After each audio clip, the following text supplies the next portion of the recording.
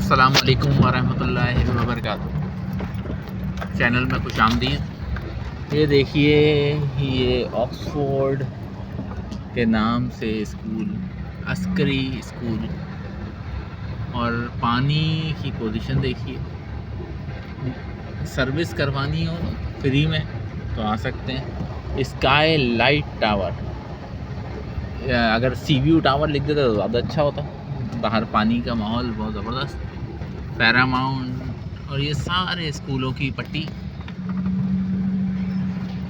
गाजी गोठ भी कहलाता है, मुख्तलिफ नाम है इसके। ये ऐसी बेहतरीन बेहतरीन बिल्डिंगें बनाई दी गई हैं। देखें, नदीम रेजिडेंसी, लाखों करोड़ों रुपए की प्रॉपर्टी के सामने इतना पानी। लेकिन क्या मजाल जो किसी के कानों पर जूं रेंग जाए।